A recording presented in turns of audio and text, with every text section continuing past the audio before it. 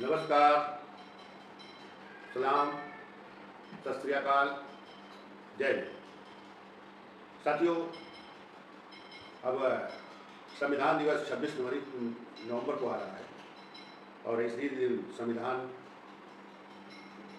राष्ट्रपति जी को सौंपा गया था और ये एक बहुत महत्वपूर्ण दिन है क्योंकि इसी दिन सभी पूरे देश का खाका बनाकर जिसमें सबकी इक्वलिटी, सबकी बराबरी, सबका देश के संबंध में संविधान बना था और उसी के तहत देश में सबके प्रतिनिधित्व के आधार पर सरकार बनती है और संविधान के तहत सभी बराबर हैं, लेकिन विकृत सामाजिक व्यवस्था अभी भी उस पर भी हावी है, जिसके कारण से हम उसको पूर्ण रूप से लागू नहीं कर पाए हैं। अभी विकृत सामाजिक व्यवस्था उसमें अपना असर दिखाती रहती है। तो साथियों, इस दिन 11 बजे से 4 बजे तक हम लोग धरना स्थल इको गार्डन में कार्यक्रम करना चाहता हूँ। इसका कार्यक्रम का स्वरूप अभी तक सभी लोग कार्यक्रम करके और उसको छोड़ देते हैं, लेकिन इसको लागू करने के लिए एक सिस्टम लॉन्च किया है कि देश में सभी लोग अपने अपने तरीके से काम कर रहे हैं और फिर भी इन विकृतियों को रोक नहीं पा रहे हैं।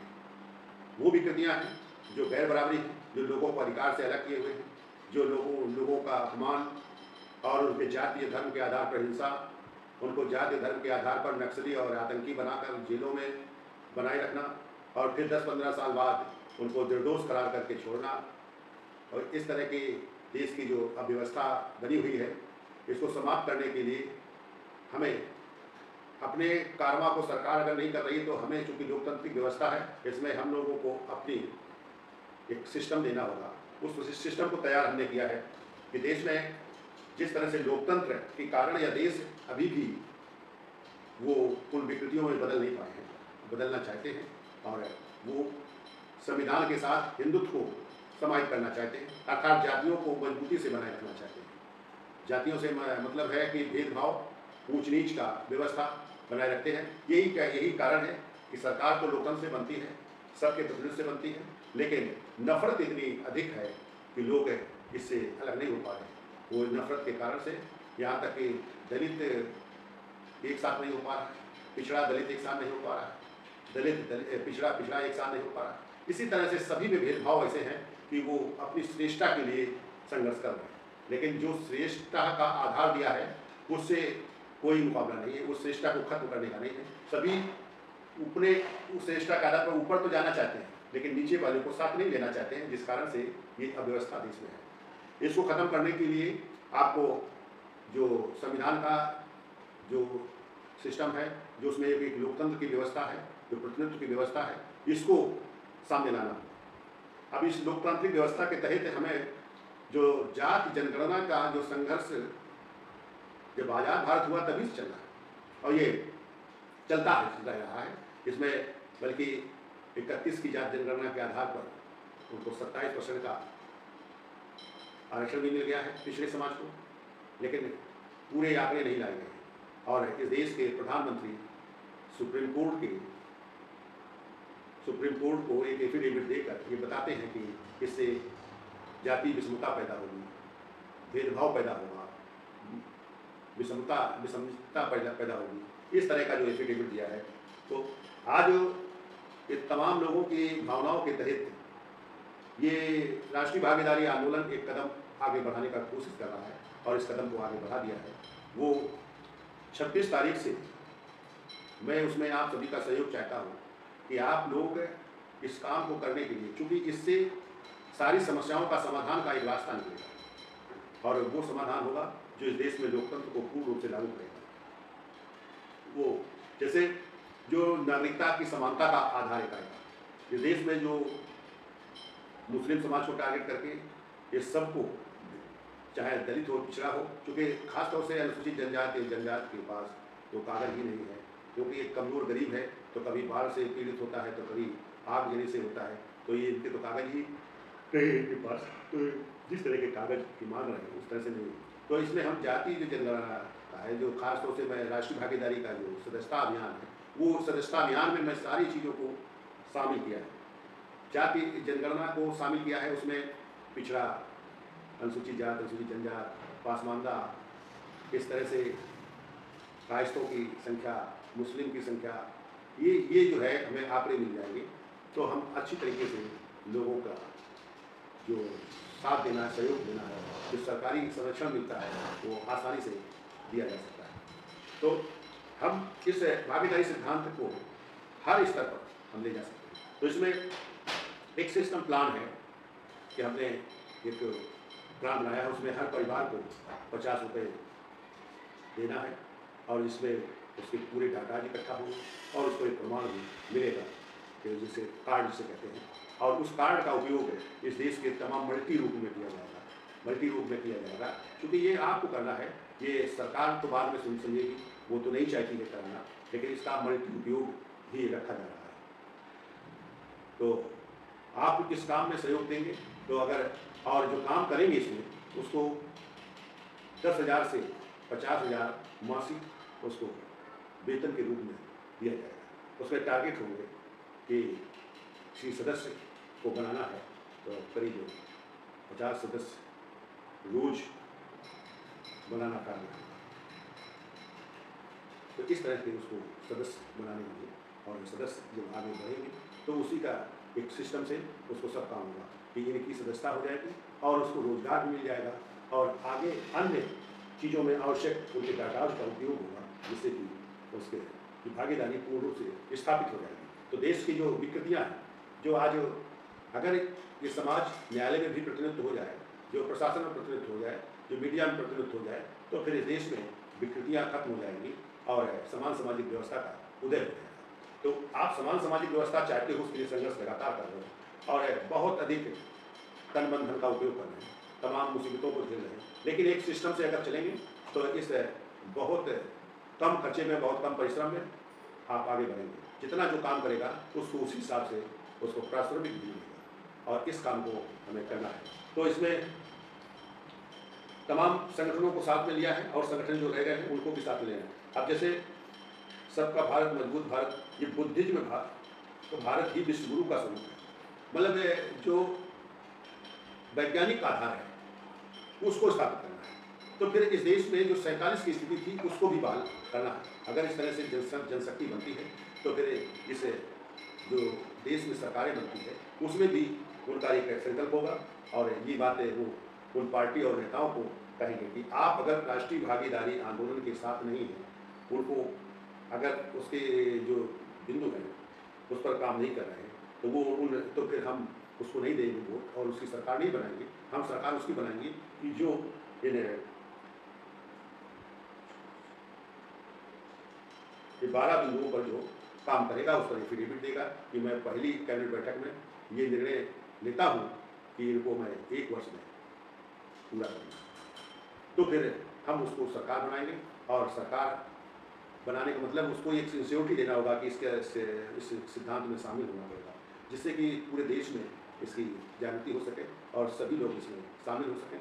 तो सभी लोगों को रोजगार दिया जा सके, सभी लोगों को जो शिक्षा अध्ययन करना चाहते हैं जो बच्चे, तो उनको समान रूप से शिक्षा का एक आधार दिया जाए और इस देश में स्वास्थ्य की जो है उसमें भी लगभग निःशुल्क शिक्षा स्वास्थ्य की व्यवस्था दी जाए। तो इस तरह से उसको जो इस देश में भूमिहीन किसान है उसको भी जो जमीन 3.25 एकड़ का जो सरकारी मानक है उसके तहत उसको भूमि दी जाए। अगर भूमि नहीं है तो नदी नाला तालाब ऊसर जंगल जो भी है उसको उस मालियत के आधार पर उसके रेशियो को बढ़ाकर उसको जमीन दी जाए, तो जिससे वो काम कर सके, जिससे इस देश में अपना योगदान स्थापित करे वर्ग के आधार पर। और इसी तरह से हम मजदूर किसान को भी 15,000 रुपये पर डे, 500 रुपये को आधार बनाकर हम उसे वेतन के रूप से देने का काम, दिलवाने का काम करेंगे। तो इस आधार पर चूँकि ये व्यवस्था अगर हम लागू करेंगे तो इस सरकार को भी मानना पड़ेगा, क्योंकि सरकार तो आपके वोट से बनती है। तो आपको अपने राइट को भी तय करना होगा और जो किसानों की समस्या है, जो किसान विरोधी तंजीम है, उनको निष्क्रिय कराना है।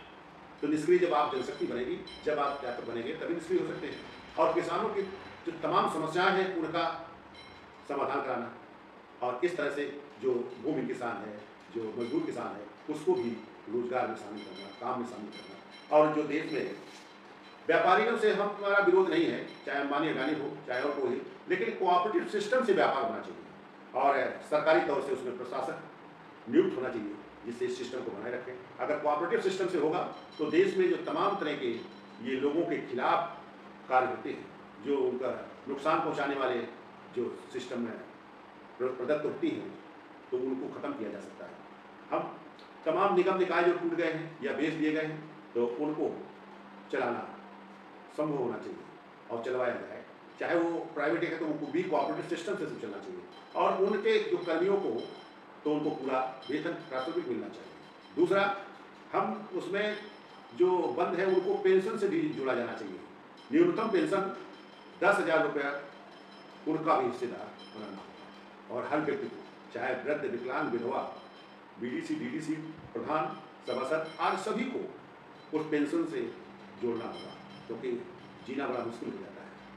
तो इस तरह से जो काम होगा और इसमें जैसे किसानों की समस्या को सही तरीके से हल करना और न्यायालय को सुनिश्चित करना है और उसमें जो प्रतिनिधित्व को लाना है, तो फिर किसान आयोग और न्याय आयोग का तत्काल गठन करना है, तभी जो है सही स्वरूप को दिया जा सकता है। तो इस तरह का जो काम है तो उसको करना है। तमाम जातियों के आधार पर जो संगठन चल रहे हैं, चाहे दलित के हों, चाहे पिछड़े के हों, चाहे पासमानदा के हों, चाहे जाट और गुर्जर, पाटिल और कायस्थ और मुस्लिम के धार्मिक आधार पर चल रहे हैं, तो इन सबको का समाधान करने के लिए राष्ट्रीय भागीदारी आंदोलन अर्थात भागीदारी सिद्धांत को लागू करना होगा, जिसकी जितनी संख्या उसकी उतनी हिस्सेदारी और कंपटीशन और योग्यता इसको महत्व दिया जाए, जिससे कि कभी डिस्पैरिटी पैदा न हो, काम में बाधक न हो। तो इसलिए इसको सिद्धांत को रखा जाएगा, लेकिन उसका प्रतिनिधित्व भागीदारी की तरह। तो इस तरह के हम चीज़ों को हम लोग लाएंगे और आपको ही लाना है इन चीज़ों को, तभी ये देश की व्यवस्था ठीक हो सकती है। जब देश की व्यवस्था ठीक होगी तो आपको हर स्तर पर सहयोग और आपकी समानता कायम होगी। आपका अगर कोई अपमानित नहीं करेगा, जाति धर्म के आधार पर कोई आपका भेदभाव नहीं करेगा, कोई हिंसा नहीं करेगा। जो बहन बेटियों के जो बलात्कार होते हैं ये बंद हो जाएंगे और जो सरकारें उनको बलात्कारियों को बचाने का काम कर रही हैं, बचाती हैं, तो ये फिर भूल जाएंगे, क्योंकि जब कानूनी कार्रवाई का इतना सिस्टम हो जाएगा, अगर उन लोगों को सबूत मिलता है कि मुख्यमंत्री के निर्देश पर अगर हमने बचाया है तो प्रशासनिक अधिकारी के खिलाफ कार्रवाई तो होगी, लेकिन जो मंत्री या मुख्यमंत्री या कोई भी इस तरह की अगर स्वीकृति देता है, इस तरह का दबाव डालता है, तो फिर उसको भी जेल का भागीदार बनाना, ऐसा सिस्टम बनाया जाना है। तो इसके लिए आप सबको इकट्ठा होना पड़ेगा और इसमें सहयोग करना होगा, क्योंकि आप इसमें सहयोग करेंगे तो आपका सहयोग व्यर्थ नहीं जाएगा। ये काम होगा, सामाजिक और राजनीतिक काम होगा और आर्थिक काम होगा कि आपको इस काम करने का पैसा भी मिलेगा। दूसरा, ये पैसा व्यर्थ नहीं जाएगा, ये पैसा संस्था में होगा, संस्था कम से कम 2 गुने से लेकर 10 गुने तक आपको फायदा भी पहुँचेगा। तो संस्था किसी को नुकसान पहुँचाने के लिए नहीं, सबको फायदा। आज तक तमाम संस्थाएँ बनी हैं तो उसका कोई हिसाब किताब नहीं होगा, लेकिन आपका ये नेट सिस्टम से होगा, ये कंप्यूटराइज सिस्टम से होगा, उसमें सारा हिसाब रहेगा, कोई भी व्यक्ति इसके हिसाब को देख सकता है। इस तरह का सिस्टम बनाया है, या किसी के स्वार्थ या उसके लिए स्वार्थ सिद्धि के लिए नहीं है, ये लोगों के काम के लिए ही बना है। इसलिए मेरे साथियों, आप सभी से अपील है कि आप लोग राष्ट्रीय भागीदारी आंदोलन से जुड़े, तो हर व्यक्ति को, चाहे भूमि किसान हो, चाहे किसान मजदूर हो या बड़ा किसान हो, तो ना बड़े को भी नुकसान नहीं होगा, उसको एक सिस्टम के तहत उसको फ़ायदा भी मिलेगा और उसके संसाधन लगाने से तो उसके जो है और लोगों को काम मिल सकेगा।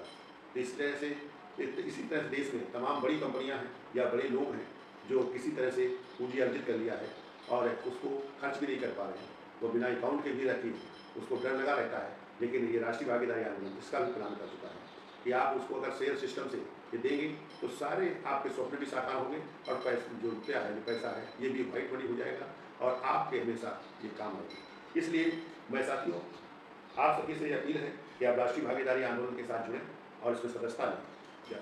सदस्यता कई तरह की है, एक तो जो आजीवन सदस्य है उसको 5,000 है और जो नेतृत्व सदस्य है उसका 1,000 है, जो सक्रिय कार्यकर्ता है उसका 100 रुपये है, जो आम कार्यकर्ता है ₹50 परिवार या ₹20 प्रति साधारण सदस्य का। तो इस तरह का काम है, इस तरह का काम हमें करना है, क्योंकि ये किसी के बोझ नहीं बनेगा और ये सुनिश्चित है कि आपका पैसा भी वापस होगा और इस तरह से समाज का काम भी होगा और राजनीति का काम होगा और एक अर्थ का काम होगा। अब जो अगर काम करने वाला है, जो काम करेगा, तो उसको 10,000 से लेकर 50,000 तक उसको बेनिफिटेड होगा और इससे बड़ा काम कर सकता है। और तमाम लोग इसमें काम करने वाले लोगों को लाखों रुपए का आवागमन होगा, फायदा होगा और वो इस देश के समाज का भी काम करेंगे, राजनीति का भी काम करेंगे और अर्थ का भी काम करेंगे। ये तीनों काम वो कर सकता है। तीनों काम में सक्षम होगा तो वो देश का सबका वो भाई बनेगा, सबका लाडला बनेगा। तो इस तरह से आज एनर्जी जो वेस्ट हो जा रही है, इस एनर्जी को नहीं वेस्ट करना है। कहीं वो घूमने जा रहा है, कहीं रिश्तेदारी में जा रहा है, कहीं दोस्त के पास जा रहा है, तो उसका काम वहाँ भी होगा। उसको बात करना है, लोगों को समझाना है, तो संविधान का काम होगा। हर जगह पर जब संविधान का काम होगा तो देश में संविधान लागू होगा। जब संविधान लागू होगा तो ये देश खुशहाल होगा और ये मजबूत भारत बनेगा, सबका भारत बनेगा। और ये जो बुद्धिज्म का स्वरूप ही विश्व गुरु है, तो ये फिर विश्व गुरु के स्तर पर आएगा और ये विश्व गुरु बनेगा। इसको कोई रोक नहीं पाएगा और रोकने वाला ही नस्ते नाबूद हो जाएगा। ये इसकी ताकत है और इसलिए मैं आपसे अपील करता हूँ कि आप लोग इस राष्ट्रीय भागीदारी आंदोलन में जुड़ें और अपना लाभ उठाएं, देश को लाभ दें और इस भारत को खुशहाल बनाएं। ये जो आर्थिक स्थिति कमजोर हुई है, इसको फिर से आर्थिक स्थिति को मजबूत करें और यह देश जो दूसरे के अधीन था उसको स्वतंत्र करो, स्वावलंबी बना दो। ये तो फिर मैं आपसे बस इसी बात से विदा लेता हूँ और फिर कल मिलेंगे। तो साथियों, उठो, बढ़ो, संगठित हो, संघर्ष करो, ले लो अधिकार अपना। यह देश हमारा है और विकसित सामाजिक व्यवस्था का अंत, समान सामाजिक व्यवस्था का उदय करना है। यही कार्यक्रम है। 26 तारीख को आप 11 बजे इको गार्डन में पहुँचे और इस कार्यक्रम में शामिल हो और अपना सुझाव भी दें और अपने जो और नई सोच हो तो उसको भी प्रदर्शित करें, जिससे इसको और डेवलप किया जाए। इसमें जिसकी जितनी संख्या होगी उसके हिसाब से पदाधिकारी का भी नियुक्त होना है और इसमें चाहे वो कर्मचारी हो, चाहे वो स्टूडेंट हो, चाहे वो प्राइवेट सेक्टर का वर्कर हो, तो इस सबको फ़ायदा होना है। चाहे बड़ा से बड़ा आदमी हो, उसको भी फ़ायदा होना है। आज उसको केवल सिस्टम में बदलना है। ऐसे तो वो ज़्यादा खर्च कर देता है, ज़्यादा लोग लूट ले जाते हैं, लेकिन वो उसको लूट नहीं पाएगा। उसको एक ऐसे सिस्टम में बांध दिया जाएगा तो सभी लोग सभी की चिंता करेंगे, सभी समस्याओं की चिंता करेंगे, समस्याएं हल होंगी और ये भारत खुशहाल बनेगा। धन्यवाद साथियों। जय हिंद, जय भारत। धन्यवाद साथियों।